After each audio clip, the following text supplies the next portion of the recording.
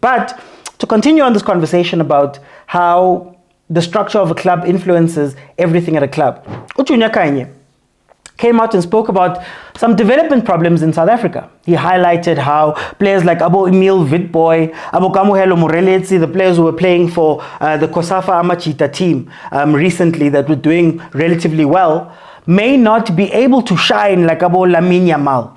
He mentioned Lamine Yamal being a 16-year-old who's breaking into the Barcelona team, who's breaking into the Spanish team, whereas our COSAFA players under 17, under 20 can't even break into the main COSAFA team. They can't even break into bafana on top of that. So he spoke about all of those type of things. Now, what caught my eye for me was two things. I'll start with this one. Are our teams built to nurture talent? Are our teams built to develop players that by the time they leave development, they're ready to play? Because for me, it really feels like the development structures are there to find players, and then those players are then pushed into the first teams to then learn. To then, learn the basics, learn the team structure, learn the this, learn the that, become first team players. And really, if you look at Abola Masia, and I must admit, players like Lamine Yamal are once in a lifetime, or it only happens every so often that a club can do that. That's why Barcelona doesn't have a bunch of teenagers playing for them right now. But in any case, they have a history of bringing in young players, bringing in those players that are ready. It's almost like when you drop them into the first team, they are ready, they can play immediately. Right? Or they can even go to other clubs where they'll be ready there as well to be starters. They'll be same time starters, right? You think about a Cesc Fabregas who left La Masia and he was a starter at Arsenal. He was playing when he was 16, 17 at Arsenal. He was playing with the big players, your Henrys and all of those guys, and he didn't look out of place. In fact, he looked like one of the best players. So do we create that type of pipeline? Do we create that type of ready-made player that can jump in? Already when we speak about our players and the prospects of going overseas, right? Darren Buckley came out in a different article, in a different interview, where he said the reason why South African players are not being taken is because they're just not consistent. So the player is an incredible 19-year-old, an incredible 18-year-old, an incredible 17-year-old, but they've only got 2-3 games, right? They've only got 2-3 games. They've only got, if they're starters, they've only got 2-3 amazing games. If they can even get to 5, 6, 7 games where they're starting within those first teams. So when those teams look at them, they go, oh, but am I babysitting another player? And I think that is the problem a little bit with the development from that side.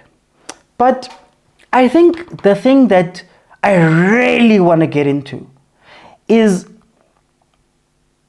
do our clubs have strong enough cultures to make sure that those players can make the change from the development to the first team?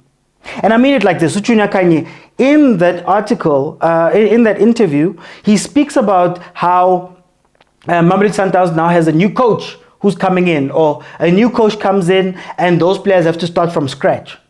And he wanted to put it in the sense that they have to work hard in order to get into that team. It's almost like you're taking them a step backwards. But I want to speak about the cultural side of it, right? Coach Nazruddin Nabi is now the first team coach of Kaizer Chiefs. Is Coach Vela playing Nazruddin Nabi football?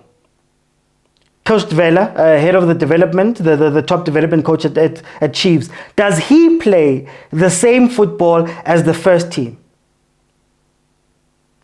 Because that's very important in making sure that Uplaya Maralana, and he gets to the first team, he doesn't have to adapt, obviously adapting to environment and all of those different changes, but you don't have to adapt to the style of play because there's a pipeline. Lamine Yamal is not shocked by the type of football that is played by the first team, because even if it's different, it's not that far away from what they're used to.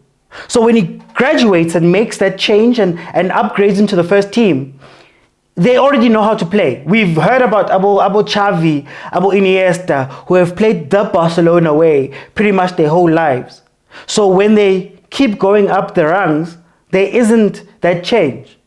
But then The broader question becomes then again, do the clubs understand this phenomenon? Do the clubs know that the GDL has to play this way, the DDC has to play this way, the first team has to play this way if we are going to create a proper pipeline? Do our clubs do enough work to knowing exactly what they want to play, implementing that? But more importantly, finding coaches that match. In the previous segment, I spoke about how in Mamelodi Sundowns, it seemed as though they've decided on a way of playing, they've decided on a way forward, and now they've brought in a coach who's going to continue that way, who's not that different, and maybe the next coach that comes in is going to continue that way, and the next coach after that, and that is how you craft an identity. But if the first team is consistently changing every single year, if every day there's new styles of play, think about it. Coach Nasruddin Nabi, I'll use Chiefs as an example. Coach Nasruddin Nabi plays a different football to Kevin Johnson, plays a different football to Mulifin, plays a different football to Atta Zwani, who plays a different football to Stuart Baxter, who plays a different football to Gavin Hunt, who played a different football to Middendorp.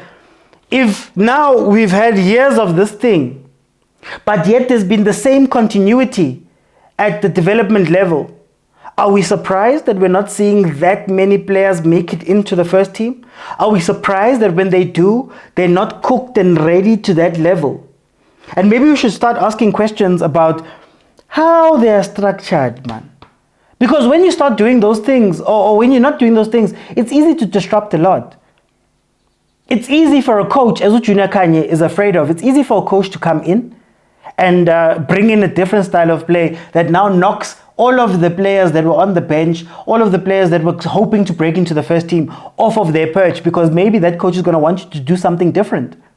Think about how different the Mamelodi Sundowns players looked when Manqoba Mngqithi took charge and he had changed the style of play.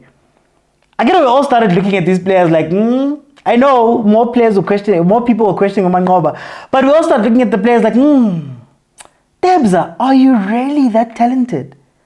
Are you really that adaptable? Are you really the star that I thought you were? Or was it the system that was shielding you?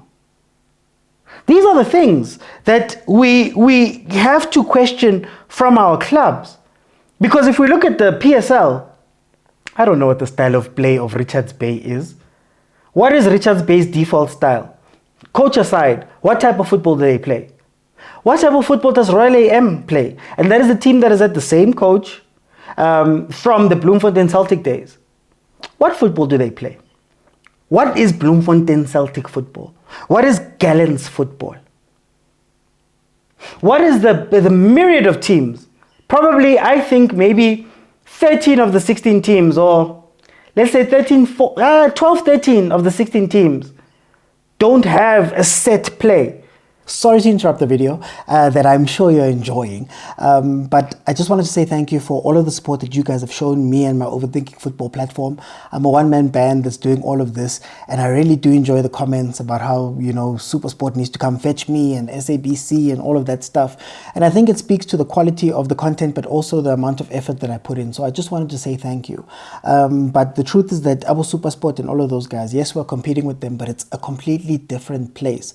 The sponsors are looking for former players, and to be honest with you, running some of these things is getting so difficult, and things have changed at home. So financially, it's a whole different world. So I wanted to try something new and come to the overthinkers, the people who watch the content, and say it would be incredible if you guys could contribute monthly towards the platform, towards keeping my lights on, but also making sure that all of the crazy things that I want to do, that I want to take Supersport on with, I can actually do. And just for 20 Rand every month, I think that would be an incredible contribution if you can make it. It may sound like a little, but if we can get a lot of people behind it, then we'll be able to carry on doing what I do. I'll be able to carry on giving you the content and also expanding it, because we don't have shows like this, and us content creators need help from our audiences. So I just came here to ask you if you can. Here is the account number that you guys can use in order to contribute. And I think, yeah, I'd be very grateful if you would. But anyway, let's get back to the video. And don't forget to like, share, and subscribe. The only guys we can look at that way is your Sundowns, We can look at the Pirates, we can look at your Stellenbosch and say, okay, I know when they come out onto the pitch, I must expect 1, 2, 3. Maybe super sport to a degree. You know exactly what Gavin Hunt is going to try to do. And he signs players, by and large, that are going to fit into that style of play, which makes it a little bit easier. So when people are speaking about super sport and they're saying that this super sport is, developing all these Abo Maswanganyi, Abo Campbell, Abo Williams, Abo Banban, Abo, all of these different players that have come from super sport. Kevin, the reason why it's so seamless is because they know exactly what they're doing. They know exactly what they want to play. They know exactly what they want to bring on. So the development coaches are focused on certain things. The coach is focused on certain things. And all of those things come together. You look at a Stellenbosch that is very successful with bringing in players. They also have a line. Coach Steve Barker has had the same assistant coach, Coach Wesley. I'm forgetting his surname. Coach Wes, who has been with him since Amataks days. Then you have Coach Van, who was also the Amataks development coach, the head of the top development coach at Amataks when Coach Barker was there. They all moved together to Stellenbosch. So the line coming from development into Stellenbosch and the consistency in the coaching, now they've got a culture that they can build on. And maybe if they get rid of Coach Barker, they may know where to go from there. But all of this, these things speak to each other. The last thing I want to speak about is back to the point about development not being a place where development being a place where they find players and not being a place where they develop players becomes an issue also because when coaches come in, let's be honest guys, people are getting fired. People are losing their jobs. I cannot be asked to babysit a DDC player who's not ready and teach them and grow them and make them better and all of that stuff when my job is on the line.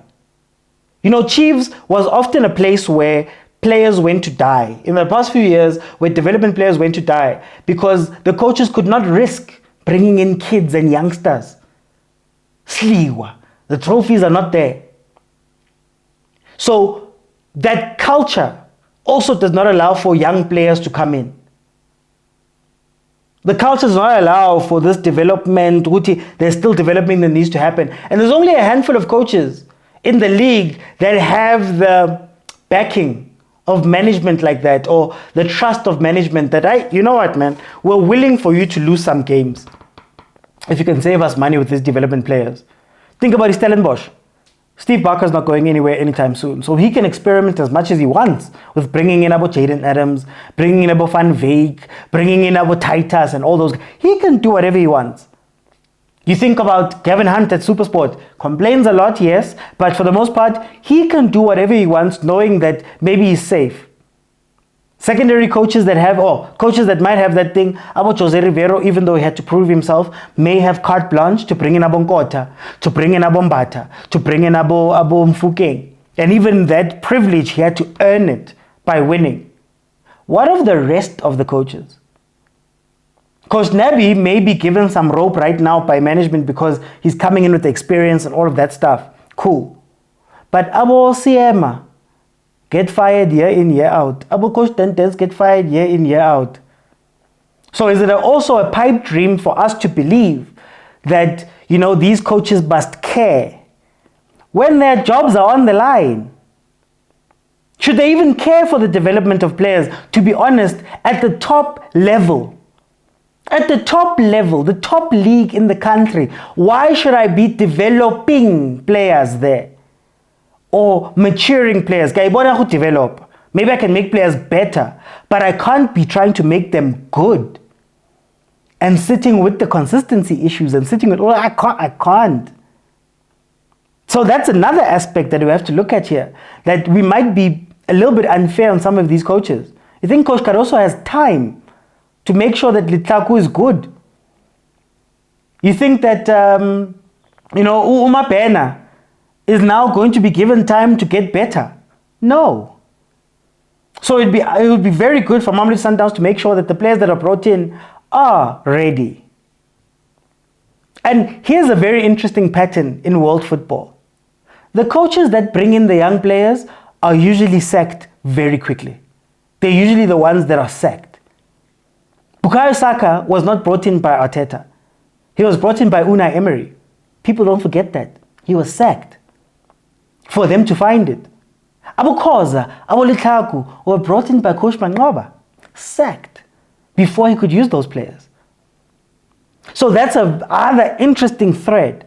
And if the clubs are going to be moving into a business-like place where they're just replacing coaches, a shawarma coach every week, development is always going to suffer. If managements don't give them the mandate to do this, if managements don't make sure that the developments are creating players that are ready to come in. The fact that Puso Diteja can go into TS Galaxy from Chiefs' development and play well, and you ask the question about Mara, where are the TS Galaxy boys that are in the DDC? Why aren't they? Somebody took the risk to develop that boy. I also want to add that I've been nominated at the Tik Tok Awards, Sub-Saharan Africa. So if you do want to vote for me, there will be a link in the description. So please, the voting closes on the 31st of December at 1:12. So if you can please follow the link, vote under the sports category. The sports category is where I have been nominated as one of the sports creators of the year. So please, please, please support me there.